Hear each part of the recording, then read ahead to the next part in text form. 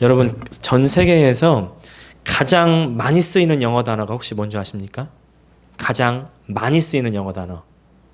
Thank you? 또 I love you? 네, 요새 제가 I love you를 많이 하긴 합니다. 누구한테? 연아한테. 연아한테 I love you 하면요. 뭐라고 할까요?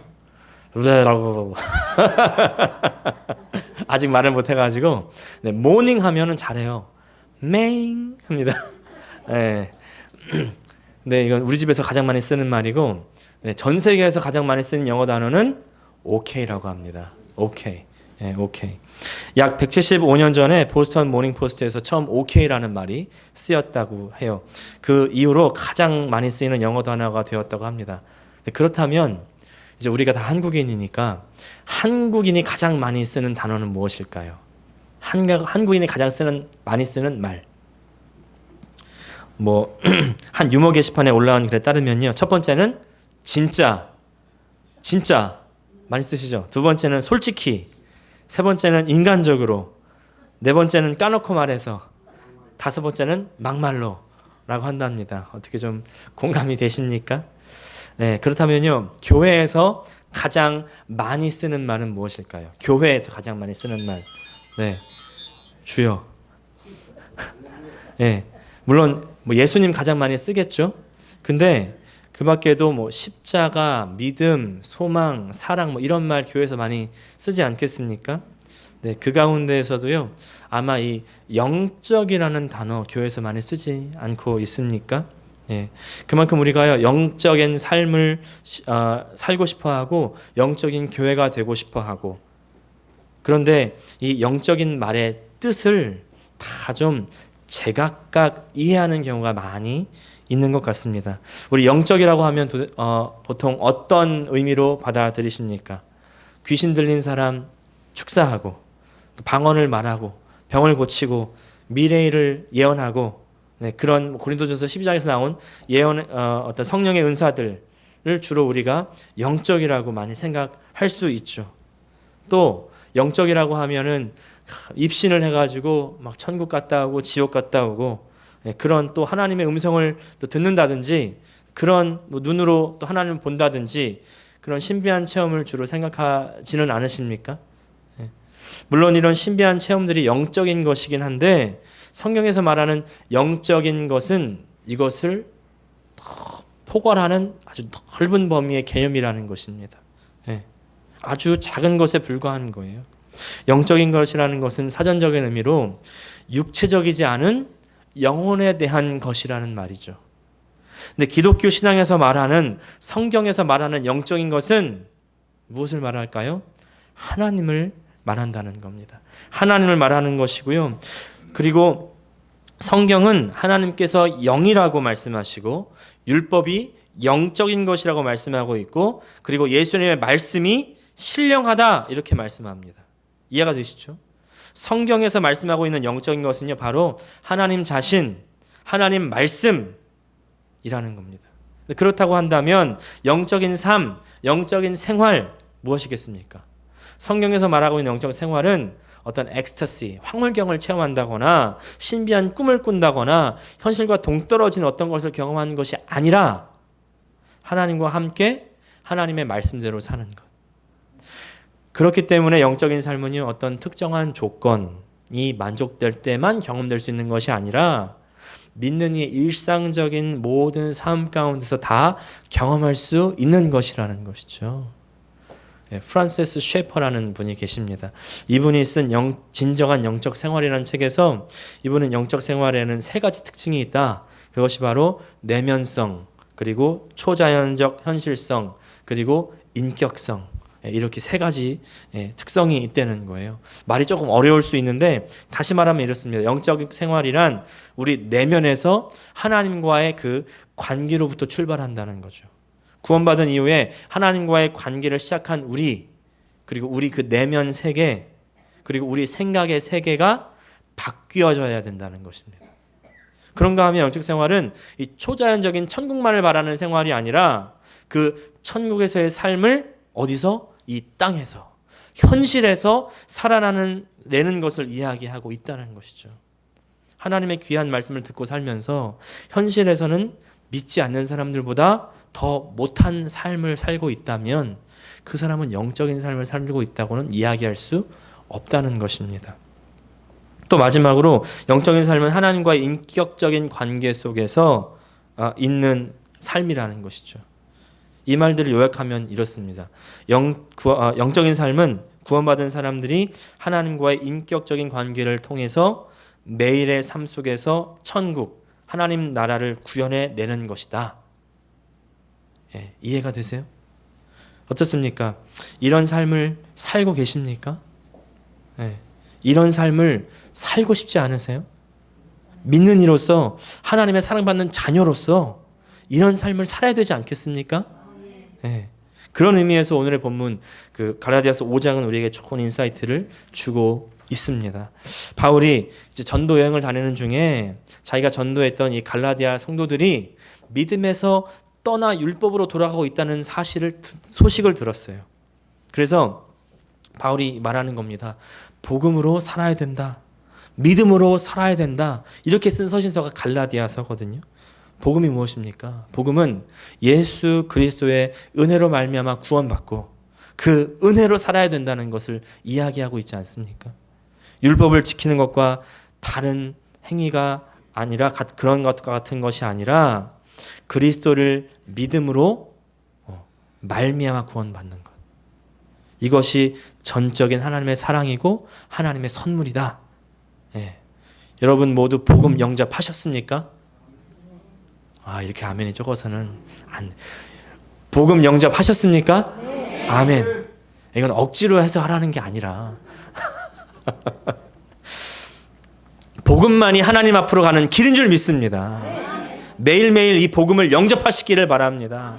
나는 처음에 복음 영접했으니까 난 다시는 안 해도 돼. 이게 아니에요. 매일매일 하나님의 말씀으로 살아야죠. 매일매일 하나님의 은혜로 살아야죠. 매일매일 복음을 영접한다는 의미입니다. 예수님으로 말미암아 항상 하나님과 동행하시는 저 여러분 되시기를 축복합니다. 특별히 갈라디아서 5장 6장은요. 이제 복음을 믿음으로 말미암아 죄에서 자유케 된 믿는 이들이 이제 어떻게 살아야 될 것인가를 말씀하는 거예요. 그리스도인의 이제 자유 대헌장이라고 불리는 갈라디아서 5장 1절 우리 같이 한번 읽어보겠습니다. 시작. 그리스도께서 우리를 자유롭게 하려고 자유를 주셨으니 그러므로 굳건하게 서서 다시는 종의 멍에를 매지 말라. 종의 멍에가 뭐예요? 율법을 지켜 구원을 얻는다는 이 잘못된 믿음을 이야기하는 겁니다.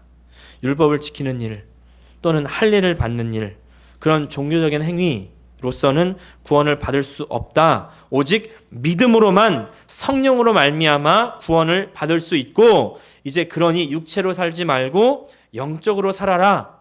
할렐루야. 우리 13절 말씀 다시 한번 읽겠습니다. 시작. 형제들아 너희가 자유를 위하여 부르심을 입었으나 그러나 그 자유로 육체의 기회를 삼지 말고 오직 사랑으로 서로 종노릇 하라. 그럼 여기서 말하는 육체의 기회가 무엇일까요? 믿음으로 의를 얻었으니 다시 죄를 짓는 자리로 돌아가지 말라는 겁니다. 갈라디아서 5장 19절과 21절까지 보니까 육체의 일은 현저하니 하면서 육체의 일이 무엇인지를 나열하고 있습니다. 한번 들어보시기를 바랍니다. 세 번역으로 읽어드리겠습니다. 육체의 행실은 환히 드러난 것들입니다. 음행과 더러움과 방탕과 우상 숭배와 마술과 원수 맺는 것과 다툼과 시기와 분냄과 분쟁과 분열과 파당과 질투와 술 취함과 흥청망청 먹고 마시는 노름과 그와 같은 것들입니다. 내가 전에도 여러분에게 경고하였지만 이제 또다시 경고합니다. 이런 짓을 하는 사람들은 하나님의 나라를 상속받지 못할 것입니다. 육체의 일들을 하는 사람들은 하나님의 나라를 상속받지 못한다. 예, 그러면서 이 육체의 일에 대한 대안으로 성령으로 말미암아 사는 삶을 바울은 이야기하고 있는 것이죠. 우리가 잘 아는 성령의 열매예요. 성령의 열매 5장 22절부터 23절까지 말씀 우리 다 같이 한번 읽어보겠습니다. 시작. 오직 성령의 열매는 사랑과 희락과 화평과 오래 참음과 자비와 양선과 충성과 온유와 절제니 이 같은 것을 금지할 법이 없느니라. 성령의 열매다. 육체의 일 대신 성령의 이 열매를 가지고 살아라. 그렇게 영적인 삶을 살라고 당부하고 있는 것이죠. 16절 내가 이르노니 너희는 성령을 따라 행하라. 그리하면 육체의 욕심을 이루지 아니하리라. 그렇다면 영적인 삶은 성령을 따르는 삶인데 성령을 쫓아 행하는 삶인데 그렇다면 이제 이렇게 성령을 쫓아서 성령의 열매를 맺는 이것은 우리의 삶에서 구체적으로 어떻게 나타날 수 있겠냐는 것이죠. 저는 그 해답을 오늘 우리가 읽은 5장 13절에서 찾는 겁니다. 형제들아 너희가 자유를 위하여 부르심을 입었으나 그러나 그 자유로 육체의 기회를 삼지 말고 오직 사랑으로 서로 종노릇하라. 처음에 이 말씀을 읽을 때 조금 의아했습니다. 왜냐하면 만약에 제가 이 말씀의 후반절을 썼다면 저는 이렇게 쓰지 않고 다르게 썼을 거예요. 그 자유로 육체의 기회를 삼지 말고 어떻게 나오는 게 자연스러울까요? 영적인 기회로 삼아라. 이게 좀 자연스럽지 않습니까? 그런데 바울 사도는 육체의 기회를 삼지 말고 사랑으로 서로 종노릇하라고 권면한다는 것이죠. 바울 사도는 영적 생활의 구체적인 방향으로 바로 사랑으로 서로 섬기는 것을 말하고 있다는 거예요. 이게 바로 제가 찾은 해답입니다. 사랑으로 서로 섬기는 것. 우리가 영적인 삶, 영적 생활에 대해서 많은 생각들과 많은 견해를 가지고 있을 수 있습니다. 그런데 이 섬김에 대한 생각은 어떠십니까? 바울은 육체의 일과 성령의 일을 비교하면서 이 성령의 일은 바로 섬기는 것이다 라고 이야기하고 있다는 것이죠. 성령의 열매 다시 한번 보세요. 사랑과 희락, 화평, 오래 참음, 자비, 양선, 충성, 온유, 절제 이것이요 모두 다 사람과 사람 사이 혹은 사람과 하나님 사이의 관계에 대한 성품에 대해서 이야기하고 있어요. 우리가 진정한 영적 생활을 위해서 알아야 되는 여러 가지가 있을 수 있는데 오늘 본문이 말하고 있는 것은 바로 이것입니다. 진정한 영적 생활은 섬김으로 나타난다는 것이죠. 진정한 영적 생활은 섬김으로 나타난다. 그렇다면 섬김이라는 것은 무엇입니까? 쉽게 생각할 때 섬겼다 하면 무엇 생각나십니까? 섬김은 영어로 service. 영어 잘 못하시니까 서비스죠, 서비스. 어떤 서비스가 생각나십니까? 뭐 교회나 성도들을 위해서 필요한 일을 해주는 것일까요? 식사를 대접할까요? 또 공항 라이드를 해드리고 또 예배 라이드를 해드리고 뭐 그런 일들도 섬김의 한 부분이겠죠. 바울이 갈라디아서 5장 13절에 사용한 그 사랑으로 서로 섬기라고 할 때 이 섬기다는 말은 그리스어로 헬라어로 둘레오입니다. 둘레오라고 하는 말은 종이 되다라는 이야기예요. 종이 되다.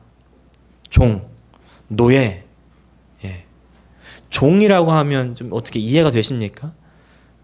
노예. 감이 좀 안 닿지 않습니까? 제가 예전에도 말씀드린 적이 있는데 어떤 목사님이 그 말씀하시더라고요. 현대에는 노예가 없기 때문에 근데 예전에는 노예의 그 개념을 이렇게 잡았다는 거죠. 말할 수 있는 짐승. 의사소통이 되는 짐승이라는 거예요. 사람이 아니에요. 노예는 사람이 아닙니다. 주인이 언제든지 노예를 죽일 수 있고요. 살릴 수 있습니다. 어떻게 짐승이라고 하면 조금 받아들여지십니까? 와닿으십니까? 인격이 전혀 없고 자신의 것을 주장할 수 없고 자신의 목숨도 자신의 것이 아닌 사람들. 근데 오늘 성경은요, 진정한 영적 생활은 바로 이 성령을 쫓는 생활은 바로 종, 노예가 되는 생활이다 라고 이야기하고 있다는 거예요. 그렇다면 종이 된다는 것은 무슨 뜻일까요? 다른 사람을 위해서 내 목숨, 내 편함, 내 안락함, 내 권리, 내 주장 다 포기할 수 있는 겁니다. 이것이 진정 섬기는 것 아니겠습니까? 내 생각은 포기 못하면서 그냥 돈 몇 푼 주면서 때우는 것, 이게 성경에 말씀하는 섬김 아닙니다. 우리가 시간을 내서 우리의 몸으로 일하고 봉사하고 정말 중요하고 필요하죠. 근데 우리의 생각 속에서 다른 사람들을 포용할 수 없고 나의 권리를 내려놓을 수 없다면 아직 우리는 진정한 영적인 삶을 살고 있지 않은 거예요. 아무리 하나님 음성을 듣고 3층 천을 오르락내리락 하고 그래도요, 다른 사람을 나 자신을 사랑하는 것 이상으로 사랑하지 못하면 그것은 전혀 영적인 삶은 아니라는 것이죠. 영적인 삶을 가장한 마귀적인 삶, 세속적인 삶일 수는 있습니다. 지금 한국교회, 한국교회를 위시한 모든 교회에서 그렇게 많은 문제들이 일어나고 있는 이유가 어디에 있겠습니까? 이 영적 생활을 잃어버렸기 때문 아니겠습니까? 섬김을 잃어버렸기 때문 아니겠습니까?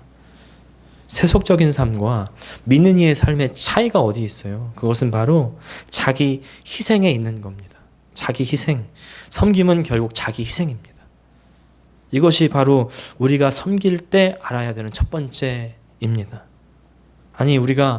내가 도대체 왜 남의 종이 되어야 되겠습니까? 내가 왜 남의 노예가 되어야 됩니까? 이렇게 물어보시는 분 혹시 계십니까? 그것은요, 예수님께서 나를 사랑하셔서 나의 종이 되어 목숨으로 나를 섬기셨기 때문이죠. 그 사랑받은 사람들은 다 예수님을 그렇게 섬기고 예수님이 사랑하시는 다른 사람들도 그렇게 섬겨야 된다는 것입니다. 우리가 그 예수님의 사랑 경험했고 소유했다면 우리가 그 앞에서 무엇을 내 것이라고 주장할 수가 있겠습니까? 우리의 삶을 돌아보시면서 점검해 보실 때 우리 가운데 얼마나 희생이 있는지 점검해 보시기를 원합니다.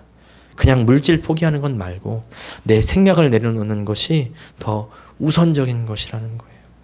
예수님의 은혜를 소유하지 못하고는 일어날 수가 없는 일입니다. 오늘 주님의 은혜를 더 간구하셔서 그 예수님의 은혜를 소유하고 예수님의 사랑을 체험하고 우리 가운데 섬김으로 풍성할 수 있는 저와 여러분 되시기를 축복합니다. 섬김에 있어서 첫 번째는 자기 희생, 두 번째 우리가 주의해야 될 점은요, 섬김은 바로 영적 전쟁이라는 사실입니다. 영적 전쟁이다.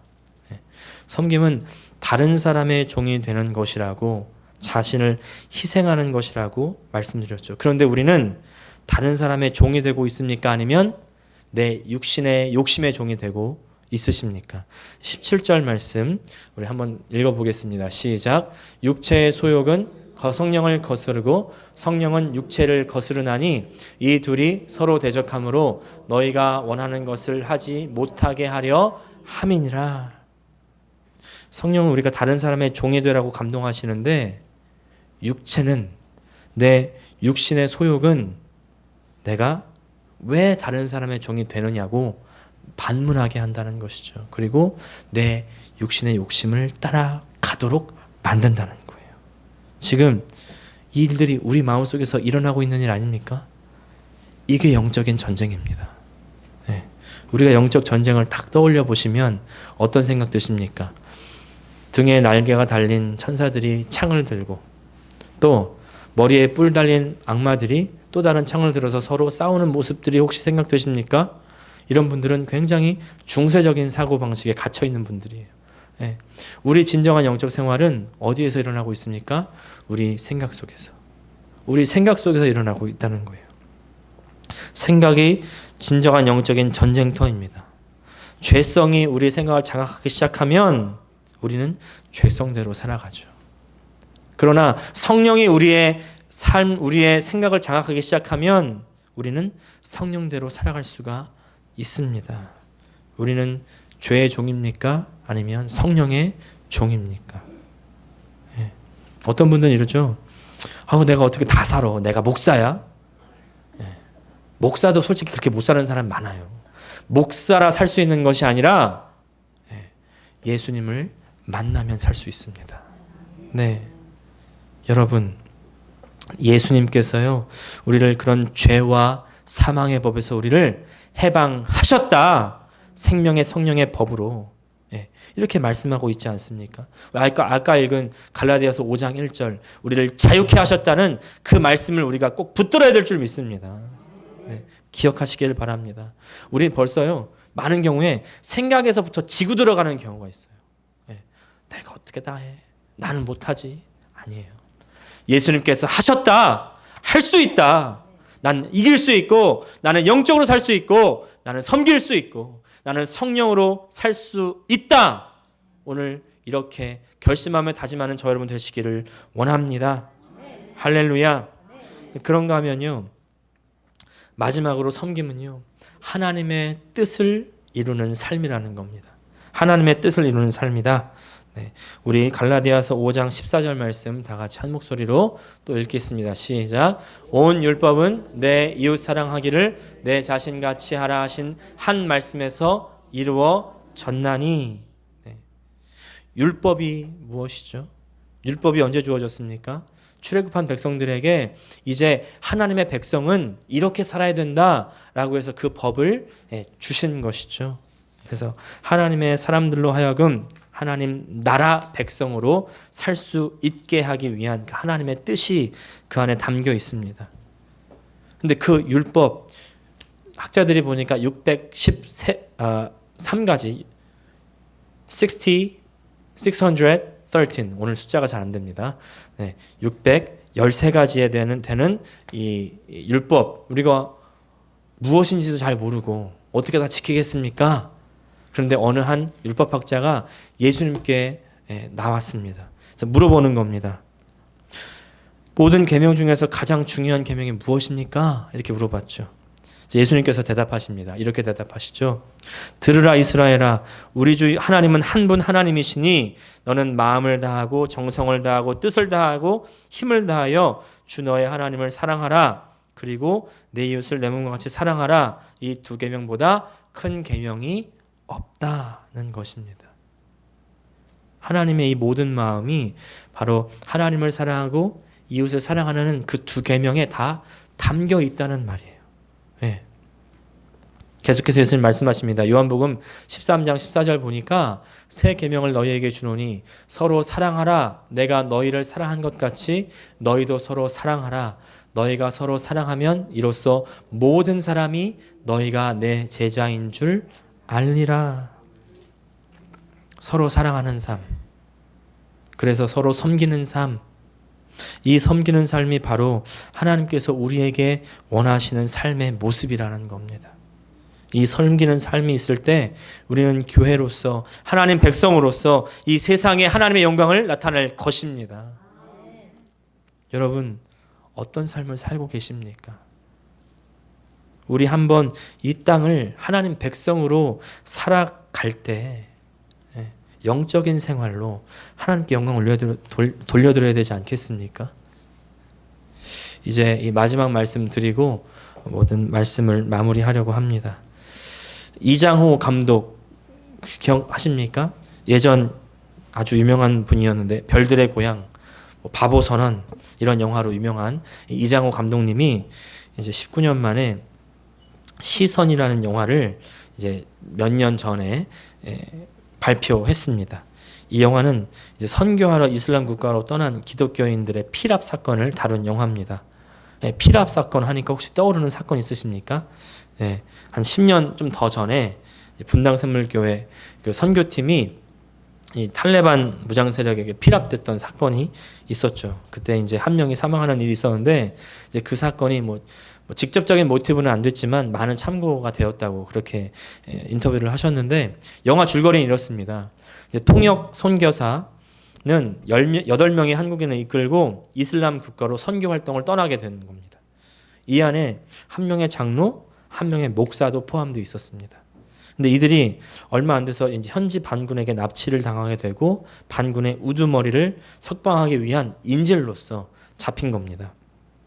이제 그 사이에 반군이 이들이 선교 활동을 하러 온 것인 줄을 깨닫게 되고, 그래서 이들에게 오히려 이슬람교를 믿을 것을 이제 강요하는 것이죠. 그러면서 그 가운데에서 사람들의 본성이 드러나기 시작합니다. 사소한 일로 갈등도 생겨나기 시작하는데, 그때마다 이제 이 목사가 모든 이 다툼을 정리하고 상황들을 위로합니다.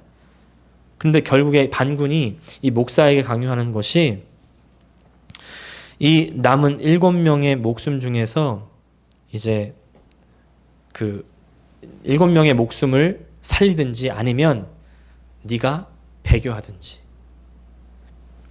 계속 믿음을 지킨다고 하면 다른 사람 다 죽여버리고, 믿음을 버린다고 하면 다른 사람 7명의 목숨을 살려주겠다, 이렇게 한 것이죠. 선택을 앞둔 이 목사는 갈등하면서 기도합니다. 그런데 하나님은 응답하지 않으셨어요. 그러면서 결국 목사님이 이렇게 기도하죠. 하나님 왜 침묵하십니까? 그러면서 성경을 찢어버리고 그 다른 7명의 목숨을 구원하게 된다는 이야기예요. 이 모습을 보면서 저는 모세와 바울의 모습이 떠올랐습니다. 이스라엘 백성이 구원을 받을 수만 있다면 내가 생명책에서 내 이름이 지워질지라도 그렇게 하겠다는 것이죠. 감당하겠다는 것이죠. 자신의 신앙을 지키는 일은 굉장히 중요한 일입니다. 그런데 그것이 다른 사람을 살리는 일과 상관이 없다면 그것은 하나님이 인정하시는 신앙은 아닐 수 있지 않을까요? 참된 복음은 내가 사는 것으로 끝나는 것이 아니라 내가 소유하게 된 그 목숨을 다시 내놓는 것입니다. 많은 분들이 성경에서 가장 좋아하는 성경 구절을 꼽으라면 아마 수위에 아마 거의 1등을 할 것이 바로 요한복음 3장 16절일 것이죠. 네. 아마 다들 기억하실 겁니다. 네. 요한복음 3장 16절 다 같이 한번 읽어보실까요? 시작. 하나님이 세상을 이처럼 사랑하사 독생자를 주셨으니 이는 그를 믿는 자마다 멸망하지 않고 영생을 얻게 하려 하심이다.